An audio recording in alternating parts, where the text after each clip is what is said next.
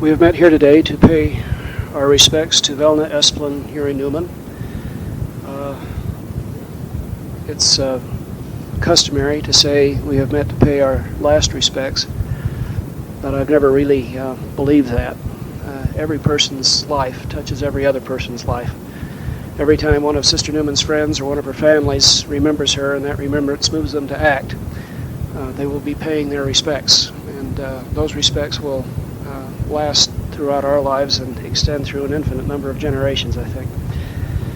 For the benefit of the recording, I'd like to read through the services as they are outlined, and then they will go ahead without any interruption from me. The family prayer has been offered by Ellen Garfield. Prelude and Postlude has been and will be played by Shirley Jones. James W. Harrison is officiating. Haken Anderson will offer the invocation, after which the eulogy will be read by Polly Smith. And there will be a musical number by Jack Miller, Somewhere My Love. Laurie Lamb will speak. I will have a few words to say, and then the benediction will be pronounced by Brother Tyler Garfield. Brother Anderson.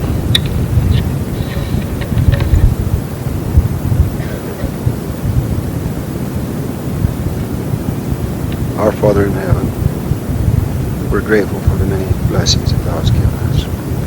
We're grateful, Father, for the opportunity we have to be here to pay honor and respect to Sister Velna Newman. We're grateful for the life that she had, for the example that she gave us in our lives. We're grateful for the gospel, for the plan of salvation, for the knowledge that we have to know that we'll again be able to see her as we progress in this life. We ask you, Father, to be with Brad and Marie and their families, that they may be comforted at this time of grief in their lives, that they may be sure of the knowledge that they will be able to see Grandma Velna again.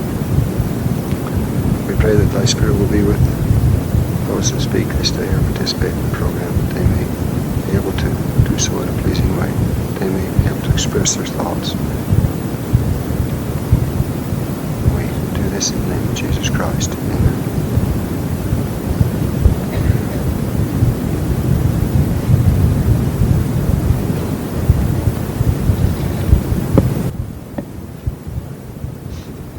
Velna Esplin was born on September 30th, 1919 in Orderville, Utah. She died November 12th, 1995 in Cedar City. She is survived by one daughter, Laurie, 6 grandchildren, 10 great-grandchildren, and 3 sisters. She was the third of 6 children born to Edgar Cox Esplin and Melinda Elizabeth Spencer Esplin. Edgar was the oldest child. He died October 1st, 1977. Cleone was next, and then Velna. Hilda, who was stillborn, was the 4th child, followed by Garda, and then Inez.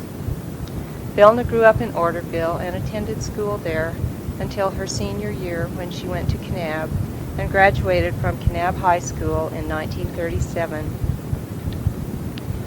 She married D. Urie on December 3rd, 1939 in Cedar City. A daughter, Laurie, was born to them on February 27th, 1941. They were living in Beaver, Utah at that time. Subsequently, they lived in St. George, Cedar City, and Salt Lake City. Velna and Dee were later divorced. Velna then moved back to Cedar City, where she spent the last few... On April 12, 1969, Velna married Lester Newman in Elko, Nevada, and they were later divorced. Velna then moved back to Cedar City, where she spent the last few years of her life, living next door to and enjoying the love given to her by Laurie and Bud and their family.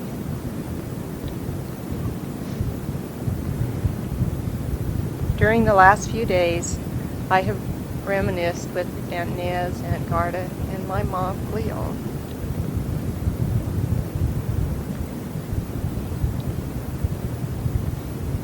Aunt Nez was not able to be here today because a few days ago she had major surgery and is not able to travel, and she was heartbroken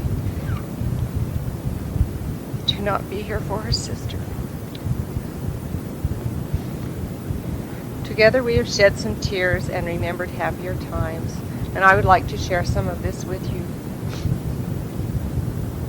When Velna was born in Orderville, the family lived in the old house north of town.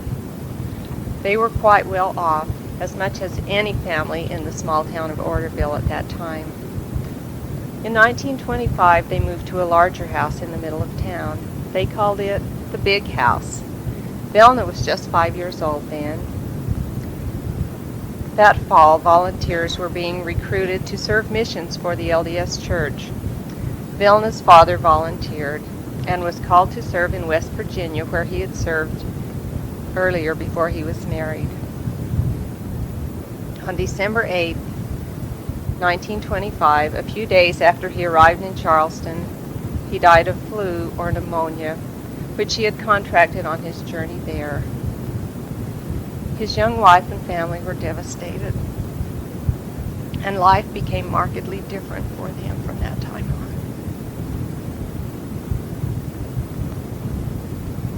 How difficult that Christmas must have been for Melinda. Left alone with 5 little children to care for. The oldest child, Edgar, was only 9 years old, and the youngest, Inez, just a baby. These were hard years for Melinda and the children. They had very little money, and Melinda would do sewing or anything she could to support her children. She would go door to door, selling stockings and household products, often walking to Glendale and Mount Carmel to take orders and deliver merchandise. Sometimes Cleone and Velna would go with her to Mount Carmel and Glendale, and sometimes they would go alone to make deliveries for Mama. There were not many cars on the road in those days, but when one would come along, if they were walking to Glendale or Mount Carmel, they would hide in the bushes until it went past, and then they would continue on their way. When Garda was young, she had a ruptured appendix, which required surgery, and Melinda herself was in poor health and had several operations, so there were numerous medical bills to pay. Cleone remembers that Christmas in 1925. She was 7 years old, and Velna was 5. They lived at the Big House then and had a Christmas tree in the parlor. Velna and Cleone were sleeping in a room near the parlor. They could hear Santa come to leave the gifts. They were so excited. Velna and Cleone each got a big, beautiful doll that Christmas. This was the last time she remembers getting a doll for Christmas.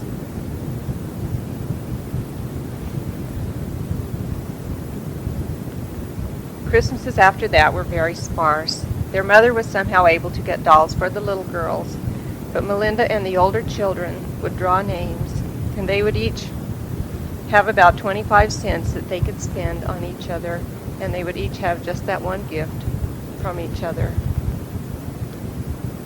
They would go up on Jack Hill and get a small Christmas tree for the table and make popcorn and paper decorations for it.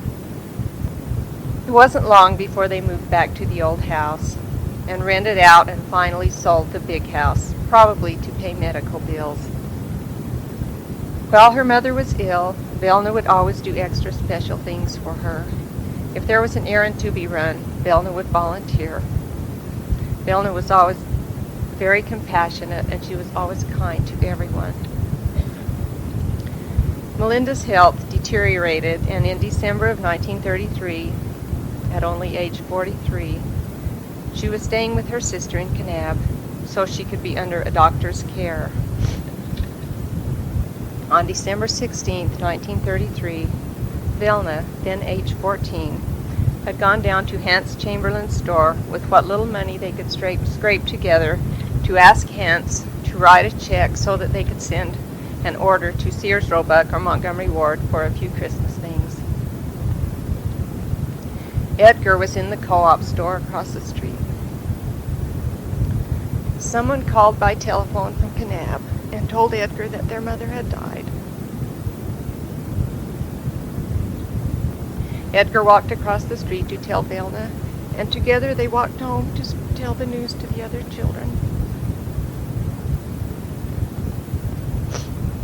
The older children decided that they wanted to stay together and take care of the little girls themselves. They wanted to stay together as a family.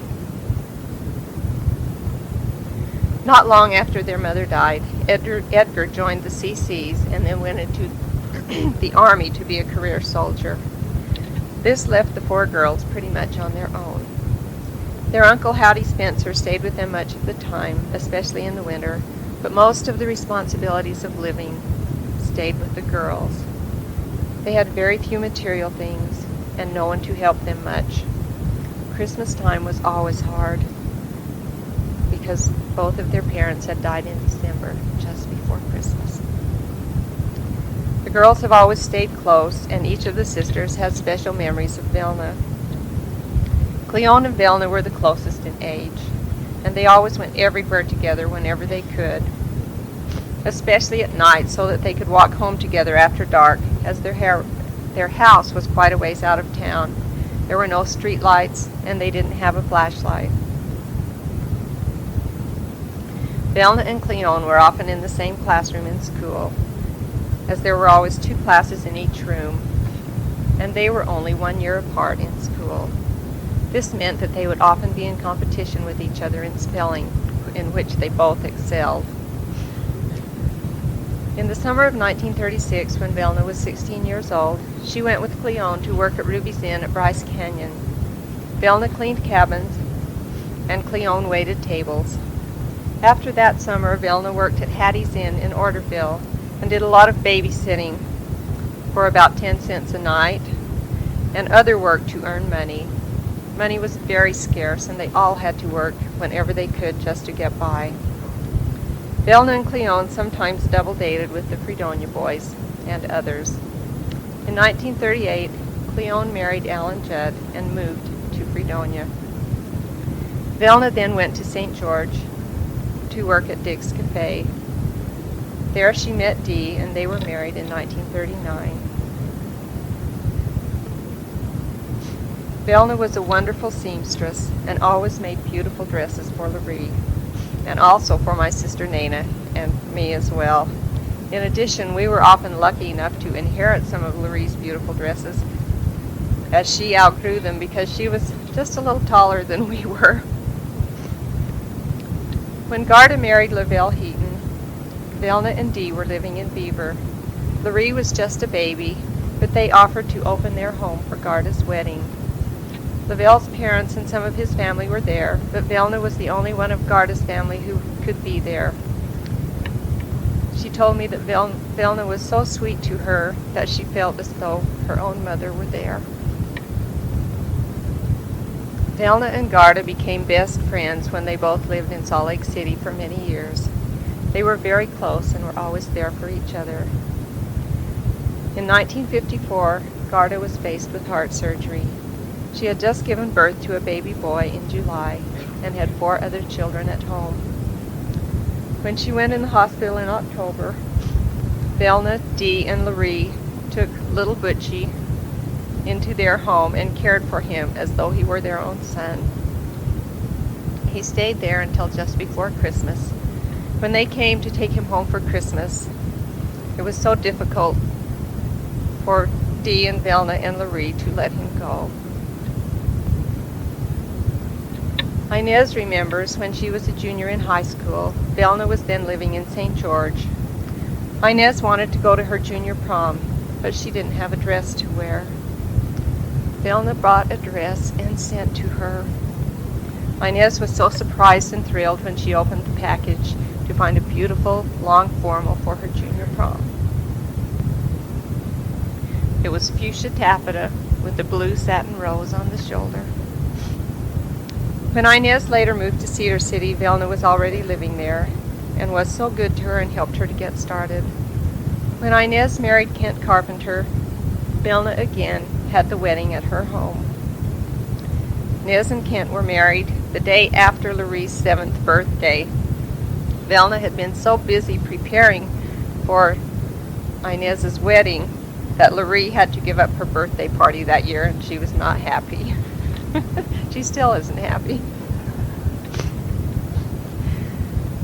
Velna always dressed Lurie in pretty, starched, puff-sleeve dresses and was so fussy about keeping her pretty and, above all, clean. Inez and Kent would take Lurie with their young boys to the mountain where she would frolic and play and come home covered with mountain dirt. The first thing Velna would do upon their return was to put Lurie in the bathtub and do a thorough check for ticks. The four sisters were always very close, but in the early years it wasn't easy for all of them to get together. At Thanksgiving in 1947, the four sisters were able to all go to Fredonia and had a professional picture taken. It was a picture they all treasured. In 1977, all of them with grown families, they decided to meet in Salt Lake City for a reunion. What a great time they all had. Aunts, uncles, cousins, and all. Since that time, they have had a reunion every year, and Aunt Velna has not missed one in all the years. She looked forward to each one, a chance to be with her family, to savor the time with her sisters. Aunt Velna was a very special lady. She was always kind to everyone and always considerate of other people's feelings. She always welcomed us into her home to stay as long as we needed. Aunt Velna not only loved her sisters, but their husbands as well, and she always was appreciative of the things that they did for her. She loved her grandchildren and great-grandchildren, and was always doing special things for them. She especially loved her son-in-law, Bud, and she appreciated all of the things that he did for her. But most of all, she loved her daughter, Lurie, who was her pride and joy and brought her so much happiness.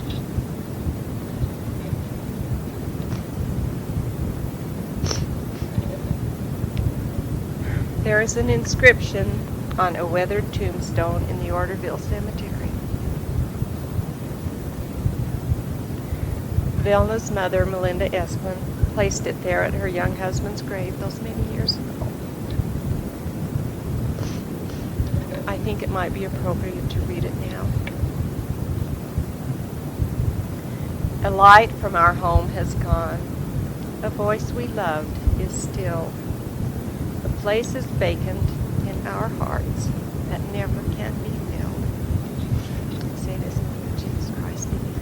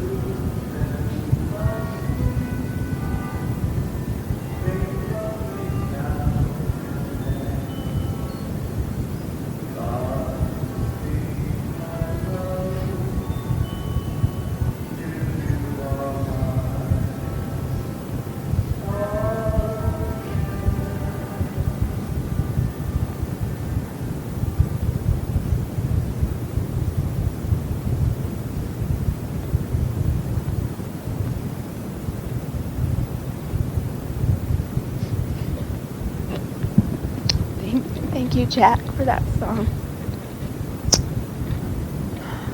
It is an honor for me to stand this day and pay tribute to my grandma.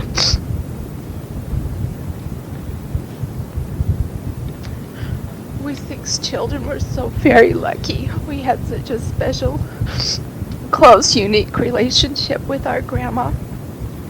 With Mom being an only child, the 6 children and later the 10 great-grandchildren were so lucky because we had her total undivided attention. And how Grandma loved to give us attention. Each one of us were very, very special to her, and each one of us knew it. She loved you so much, Mom. I know if she were asked today that you would be her greatest accomplishment here on this earth. She always worried about you because she said you never worried about yourself. She always thought of you first. I remember if we ever started teasing Mom or picking on her, Grandma would always tell us to stop it, and she'd say, "She's my baby and don't you make fun of her." She was so proud of you and all of your accomplishments, for the wonderful wife and mother that you are, and for the loving, dedicated daughter that you were to her up until the very end. You were her very best friend, and Mom would attribute you are to her and to her life. Dad, Grandma couldn't have asked for a more patient and loving son-in-law. You always treated her with such love and respect, and even humoring her at times when the rest of us couldn't do it. She was so proud of the beautiful home that you built her, and as her contractor, I know that it wasn't always easy, but you did your best to make sure that her home had all the little extra things that she wanted and that made it special for her. She appreciated the fine husband that you were to Mom, and she said so many times how thankful she was for the husband that you were to her and how thankful she was that Mom married you.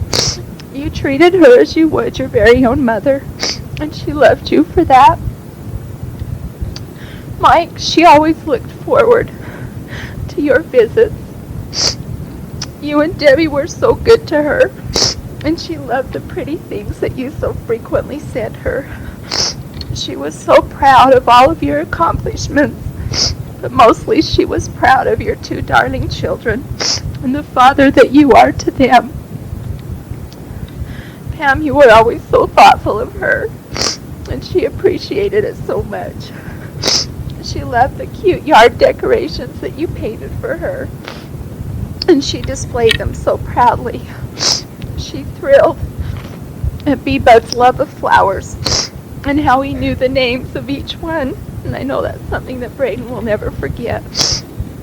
She enjoyed so much the times that you spent in Salt Lake with her when you were little, and I know that you'll always remember those very special times.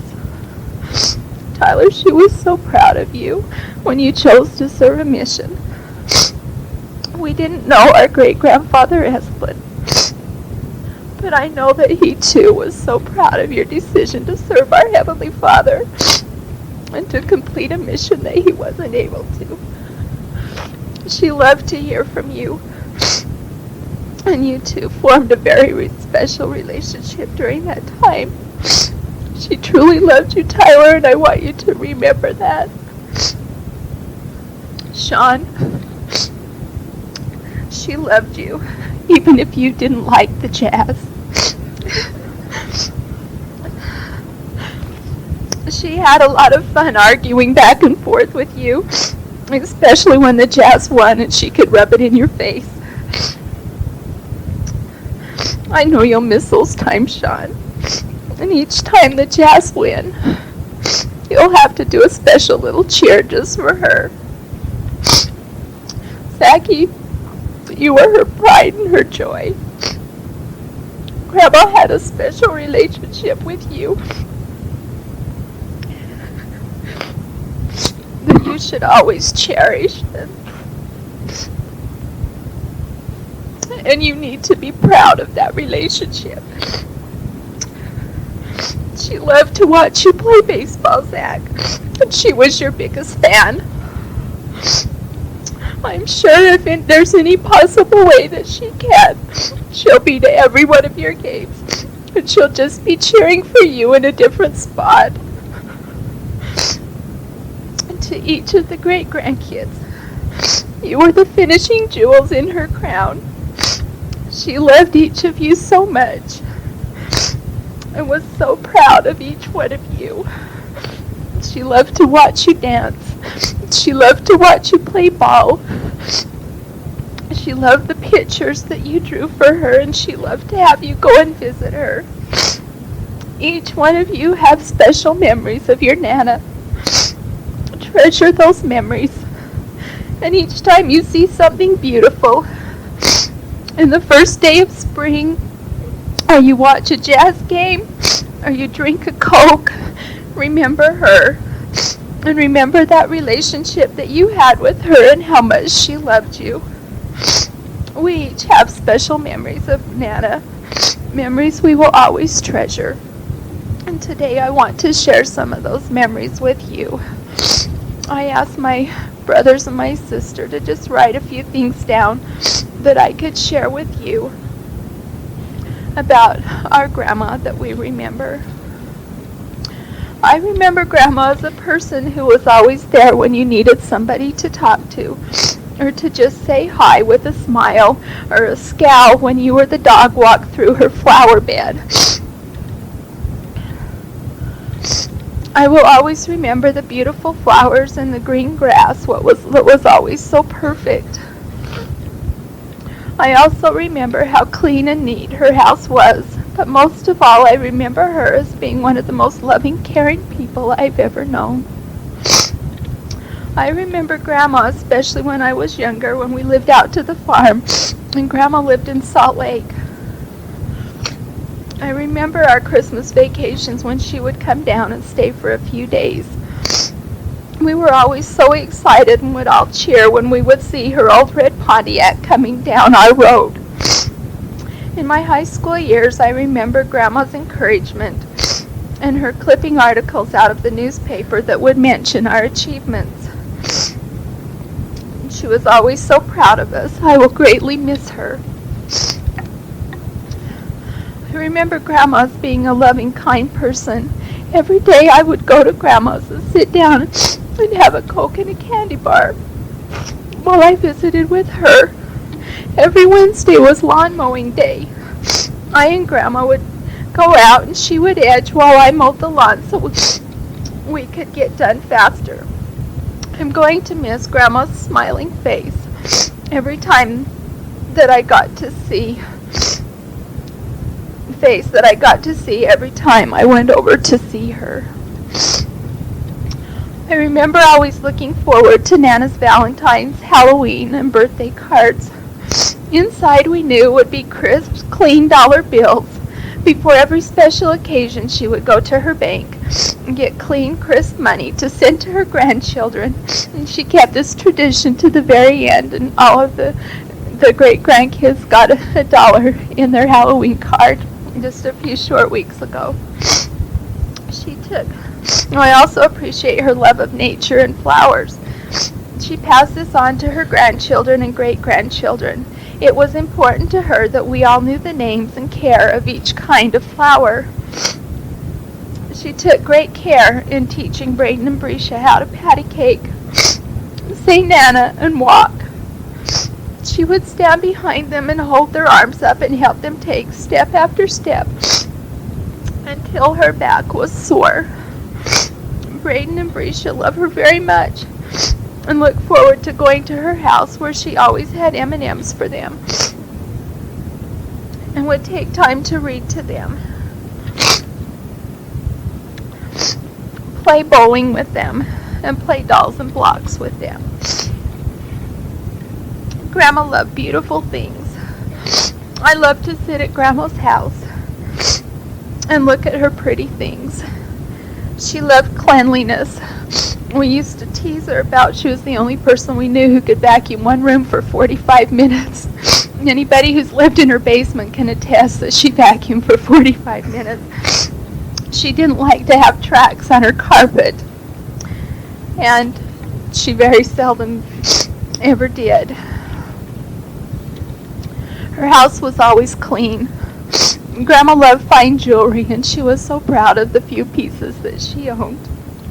She was a wonderful cook. We will miss her potato salad, her wonderful fudge, and the jello that she always brought for the great-grandkids. Family gatherings will not be the same. We've been so blessed to have her live close to us and be a part of our lives for the past 12 years. Grandma always had time for us. She always sympathized and listened. Her grandkids were never wrong. Even recently, I called to see how she was doing and ended up complaining to her about some things that I didn't feel were right in my life.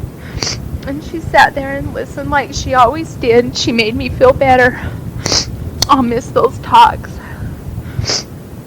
Grandma was always there to help her grandchildren with babysitting. She and Cody formed a very special relationship when she tended him for a year so that he didn't have to go to daycare. Just last week, she and Cody were laughing about some of the funny things that had happened that year. Him getting a comb stuck in his hair and different things like that. And she truly cherished that year that she babysat him.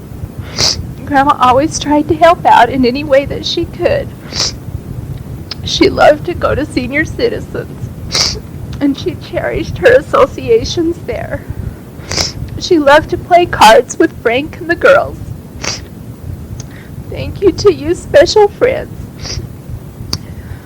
who filled a very important part in her life. She loved each of you so much. And to each of her special neighbors and friends, she loved you and she appreciated what you did for her.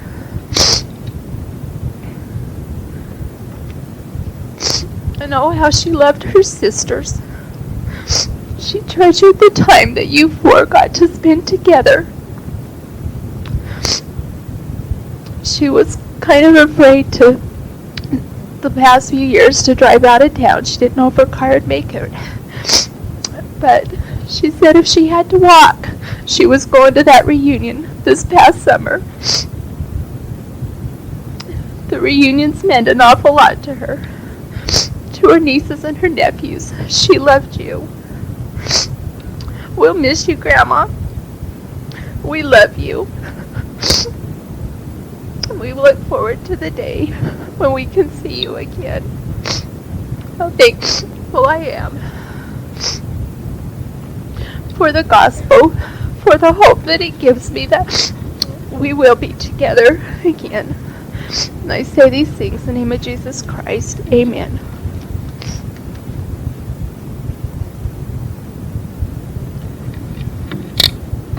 Brothers and sisters, it's a distinct honor for me to be asked to participate in these services. I've known the Garfield family ever since we got into Cedar City, which will be 20 years next year. And through my association with them, of course, I've known the extended family and had some very pleasing experiences with them. Remember, Brother Bud and I sat on the High Council in the Cedar North Stake, and he, I think, probably uttered what to my mind is the most memorable thing that was said during those council meetings. One morning we had to convene at 6:30. He leaned over to me and he said, "It has to be a very good meeting to be better than no meeting at all." And I've always appreciated his realism and his being down to earth, and enjoyed my experience as a home teacher with their family out in Enoch. I always have admired the family immensely. Wish that I had the talents that they had. So I was thinking about my remarks for today. The first thing that I thought about was that I want to keep them short, and I will. I was laying in bed last night trying to get to sleep, and I remembered a poem by a famous German author written on the occasion of one of his friends' death. And this is a rather loose translation of it, but it will suffice, I think, to get at least part of my message across. This poem says, "The world is full of roles which we play. As long as we try to play the roles in a pleasing manner, death plays his in an unpleasing manner." And the important thing here, of course, is that he's likening life to a play. That is something that's not really real. Yet when you died, he says, there broke into this stage production a ray of reality. It came through the crack you opened when you left the stage. I saw a real forest and real sunshine for a moment. If this is true, that in moments of life, that in the moments of life's extremities, we see closer to the core of things than we normally do, then what are the truths that this view reveals? First, I think the really important things can never be measured. We live in a society that really seems to say if you can't measure it, it doesn't exist. But the really important things in our life we can't measure. I don't know how to measure love. I know it doesn't come in pounds. I know it doesn't come in inches or bushels, but I know it exists. And just because you can't measure it doesn't mean that it doesn't exist. I think we learned that instincts, feelings, hunches, all of those teach us truths that are too profound for our conscious mind to discover. Little things matter.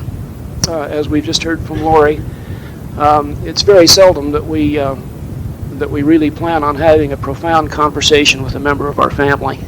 I never remember my father calling me in and saying, "Jim, sit down, I want to have a profound discussion with you." Those things just don't happen. They happen by accident. Well, at least we think they're accidents. I'm not at all sure that they are. But it's the little things that matter. As this is probably the first time that John Lennon has ever been quoted at a funeral, but he said one thing that I think is really worth remembering. He said, life is what happens to us while we are making other plans. And I think that's true. Life is what happens to us while we're making other plans. We find out that family really does matter. That's something that the Garfields know, and many of us do.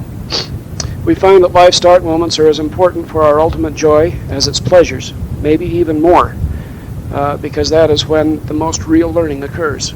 Reading an interesting book just now that the author makes an interesting statement, and I thought about it as I was reading it yesterday in conjunction with the services today. He said, life's real problems are never solved, they're outgrown. And I think that's really true.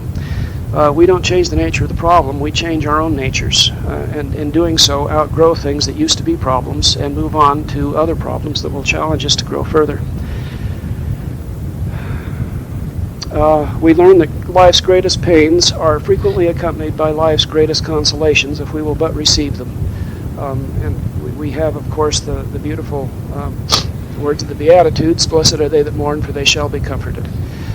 It's an interesting, if you'll indulge me, 30 seconds, I'm going to play grammar teacher here for a minute. Blessed are they that mourn, for they shall be comforted. Today we would probably say they will be comforted, but when the King James Version of the Bible was written back in 1611, there were two different future tenses in English. One you would say it will be, and the other is it shall be, and the one with shall was much stronger than the one with will. That is, it will happen no matter what. So when the King James Version of the Bible translates that, blessed are they that mourn, for they shall be comforted, that means that you can bank on it, that it will happen. You will receive the comfort. That's not just a nice sentiment, it's an absolute promise. We learn that God lives and loves us, and in an act which none of us can fully comprehend.